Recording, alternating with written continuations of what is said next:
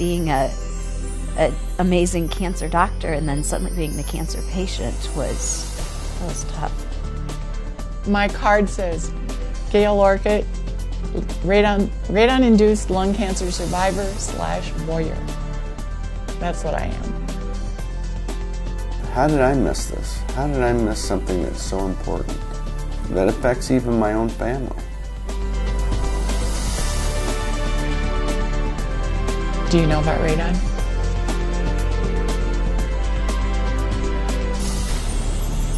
My dad was Richard Williams. He was a very prominent urologist.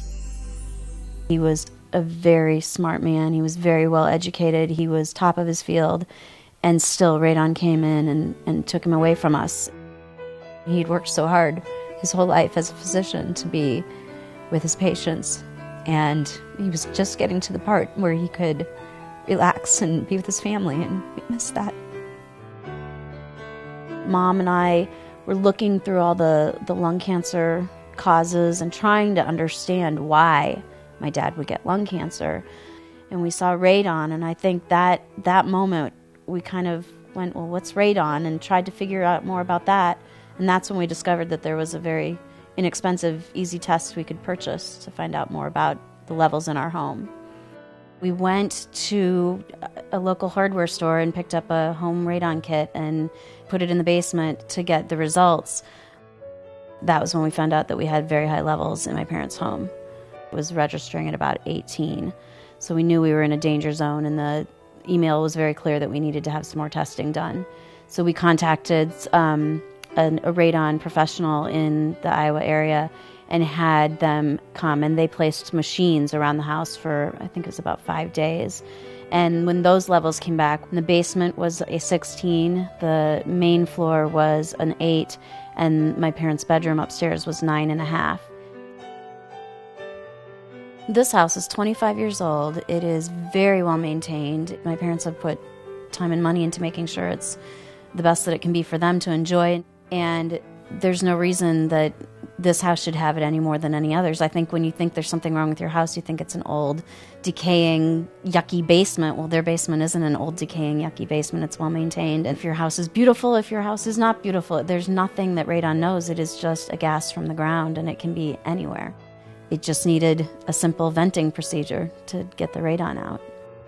When we first started talking to family members, everybody said, oh, yeah, I have that monitor in my house. And immediately we knew they were talking about a CO2 monitor and that they didn't know what radon was. And we even thought the same thing at first, so we've taken care of that. But I think really radon is so unknown. People don't understand that there isn't a plug-in device to put in your house. It's not that simple. It's a simple test to do, but we don't have these in our houses already.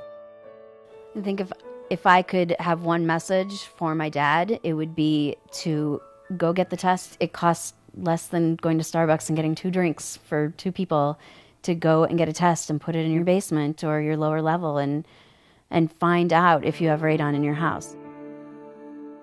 We talked about the fact that he said, if this is why I have lung cancer from radon, then I want to blow this, out of the water.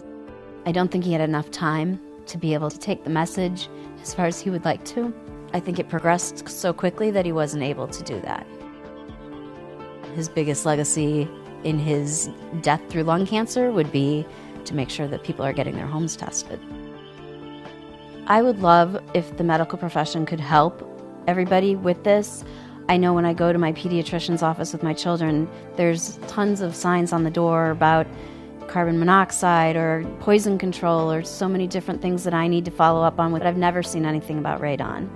So it's very important to me for the doctors and nurses to be able to tell us or give us an idea that it is something we need to look into, it is something we need to follow up on at our own homes so that we can be keeping our families safe. I would like you as medical professionals to encourage your patients to get the test. We don't know everything there is to know yet. We're still learning, but we can start with this test.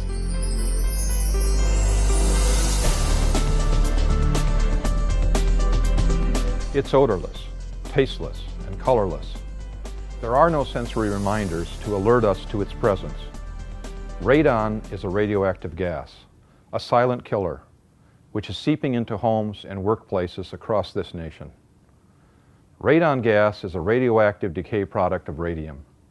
Radium occurs naturally below the Earth's surface in soil, rock, and water. As radium decays, it produces radon gas, which collects in soil and groundwater. Radon, in turn, decays through alpha particle emission. Alpha particles generally do not penetrate through the dead layer of the skin, so it is not considered an external radiation exposure hazard.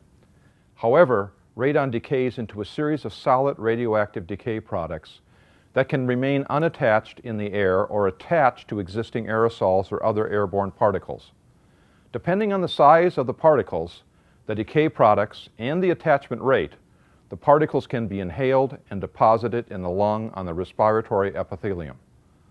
Once inhaled, two of the radon decay products, polonium-218 and polonium-214, undergo further alpha decay and impart the greatest radiation dose to the inner lining of the lung. Because buildings are not generally built radon resistant, radon tends to concentrate indoors. Radon has been found in various concentration levels nationwide.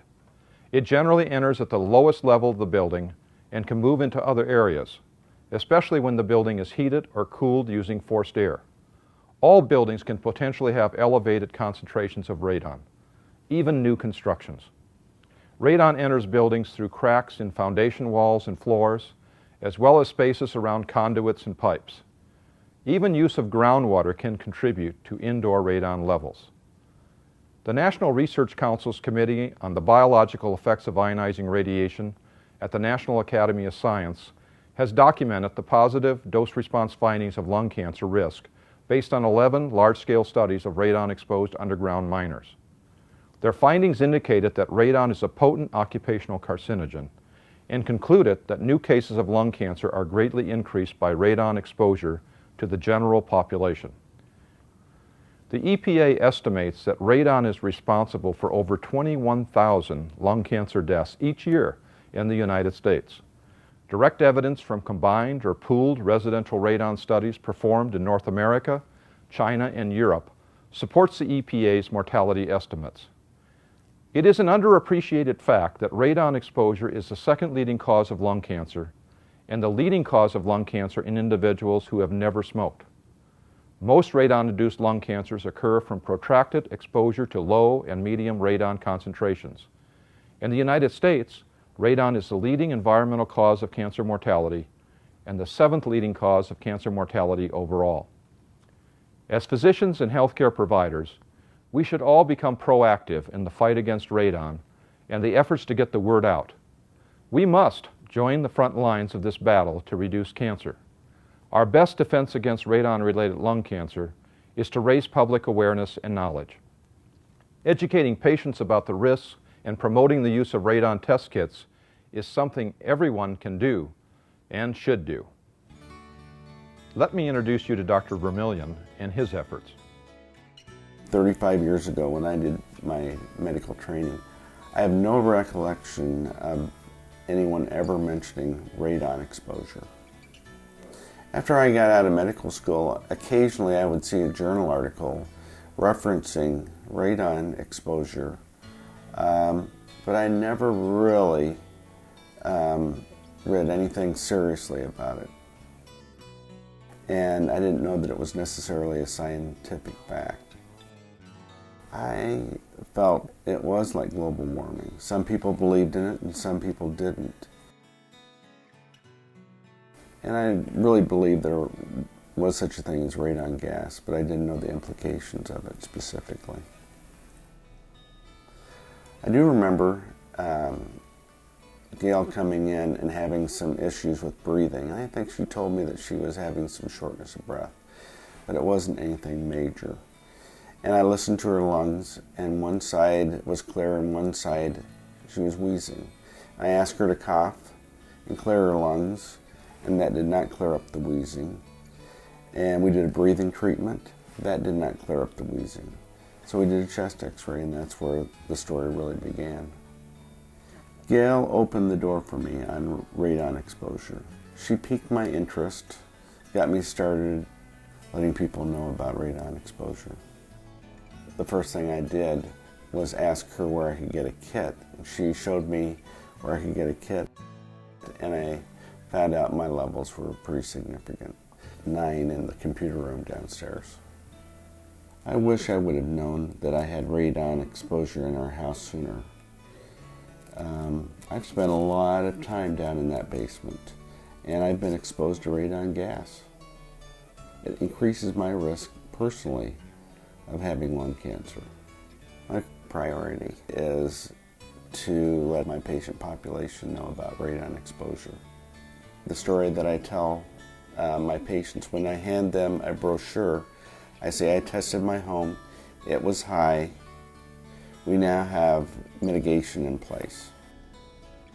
Well, it's more than just pamphlets in the waiting room. It's specifically talking to every Medicare patient that comes in for a physical about radon exposure. Automatically gets a certain questionnaire that they have to fill out, so it's a perfect way for me to introduce radon. My next step is going to be the pediatric population, which is what I'm really interested in hitting. We're telling our patients it's really simple. Test your house. Save your family's lives. It has to be a priority. It needs to be a priority. I want physicians personally to test their homes.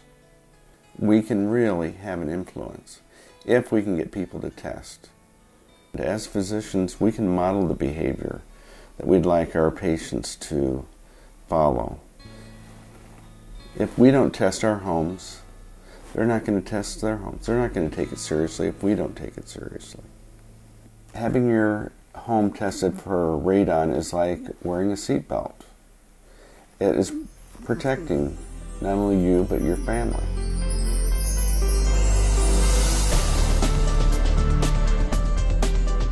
As a healthcare provider, you are in a position to help spread the word that researchers have found elevated levels of radon in all 50 states and throughout Canada.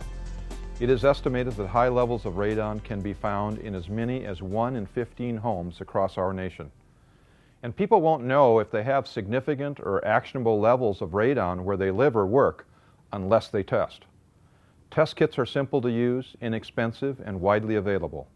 Kits can often be found in local hardware stores, county extension offices, and even ordered over the internet. There are basically 2 types of test kits available. Short-term kits are single-use. They work by sampling the air and the environment over several days. Placed in a basement, crawl space, or other suspect areas, they trap radon particles from the air into charcoal containers. That container is then sealed and mailed to a laboratory for analysis. The cost to purchase these kits is minimal, and it often includes the cost of a certified laboratory's evaluation and delivery of the results. The second type is a long-term radon detector that is placed in the home for 1 year. The long-term tests are available for purchase in the same locations as short-term tests. They are designed to sample levels of radon over extended periods of time. When the lab report arrives, numbers will clearly state the levels of radon found in the sampled area. Understanding the numbers on the report is important. They will tell you if you need to take action or simply test again in a few years. Radon levels are shown as a number of picocuries per liter. Studies have shown that in the United States, our average outdoor levels are 0.4 picocuries per liter, and indoor levels average about 1.3 picocuries per liter. While the EPA's current take action level is 4 picocuries per liter, they remind you that radon is a radioactive gas and suggest you may want to consider mitigating procedures with levels between 2 and 4 picocuries per liter. The World Health Organization currently recommends 3 picocuries per liter as a worldwide guideline. If test results demonstrate elevated levels of radon, we recommend taking action as quickly as possible to have a mitigation system installed. Often certified professionals only need a day in your home to seal cracks and install a radon mitigation system that lowers levels of radon by venting it safely outside. Because there are so many variables involved, it is difficult to predict the costs, but many people find the cost is similar to a basic home repair job, and professionals will provide estimates in advance of performing the work. Remember, the risk of radon-associated lung cancer is reduced as quickly as a mitigation system is in place. Act now. Test your home and educate your patients, families, and friends. You never know whose life you may be saving. I eat very healthy. When we play golf, I walk. I practice yoga. I consider myself a very healthy person, and other people would tell you the same thing. It was March, and I noticed that I had an occasional wheeze and a light cough. And I just thought, oh, the spring allergies are going to be a little different this year. And by the time I got to the doctor, the wheeze was happening with every breath. I went to see Dr. Vermillion, and when he listened to my lungs, he said, "They don't sound the same. I want you to have an x-ray." So I went for an x-ray that day. When they called him back, they said I needed a CT. So I went for the CT. Someone came out and said, "Okay, we've read the CT, you can leave." And I thought, that's odd. So I went to my car, got on my cell phone, called Dr. Vermillion, and he said, they found a nodule in your left lung, and it's probably cancer. And at that point, he said, "I'll line you up with a pulmonologist." I was a basket case. And when I got home, my husband and I sat down on the sofa, and I told him, and we cried together. I just said, "Okay, we can do this. It's cancer. We can do something." Part of me was thinking, you don't have very long, because I don't know any lung cancer survivors. The first time I met my surgeon, he said most doctors would have treated my symptoms as asthma for 8 to 12 months, and then there wouldn't have been an opportunity for surgery. I was home recovering from my left pneumonectomy, and the whole time I kept thinking, I only have one healthy lung left, and how am I going to keep it healthy?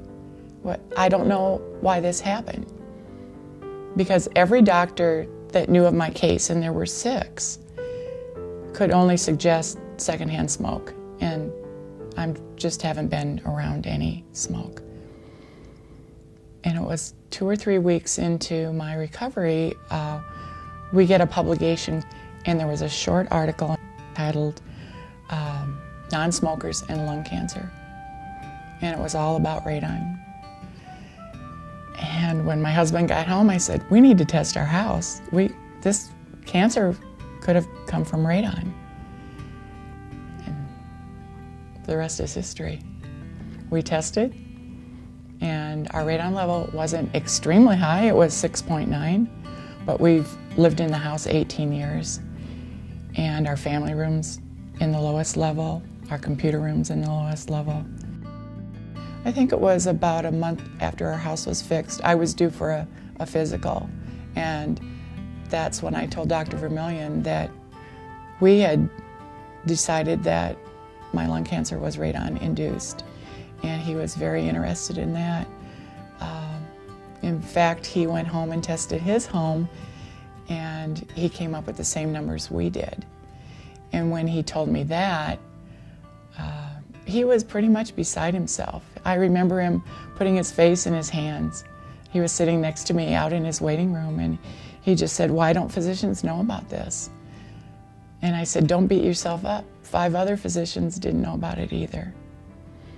And then there was a lady sitting across from us in the waiting room and heard our conversation. She went home, tested her home, and her home tested almost 17. And so maybe we saved another life just by having that conversation right there. I know a lot of physicians want more data, but your patients can't wait for more data. I think there's plenty of data out there if you just look. What I'm asking the medical profession to do is learn more about radon if they don't know, and then just to have a conversation with their patients about radon. Your patients listen to you and they trust you, and they know that you want what's best for them. And so please just have a short conversation about radon. Ask them if they've tested. Let them know how simple it is, and let them know that hundreds, thousands of people die every year from lung cancer that don't have to, who have never smoked.